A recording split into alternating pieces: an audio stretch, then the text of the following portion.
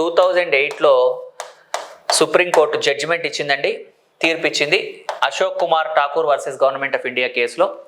ఆ కేసులో ఏం చెప్పారంటే ఓబీసీ రిజర్వేషన్లు సమానత్వానికి అనుకూలమే, OBC reservations are not against the equality అన్నారు. అంటే వాళ్ళు ఏమన్నారు, అప్పటికి సామాజిక వివక్ష అలాగే ఎడ్యుకేషనల్ బ్యాక్వర్డ్నెస్ ఉంది కాబట్టి ఓబీసీలకు రిజర్వేషన్లు ఇవ్వడం తప్పేమీ లేదు అని చెప్పడం జరిగింది. ఆ తర్వాత మళ్ళీ మనకి చాలా సంవత్సరాల తర్వాత 15(6) అనేటువంటి అంశం రాజ్యాంగంలో చేర్చారండి. 103 కాన్స్టిట్యూషనల్ అమెండ్మెంట్ చేసి ఏం చేశారంటే ఇక్కడ ఈడబ్ల్యూఎస్ రిజర్వేషన్లు అన్నారు.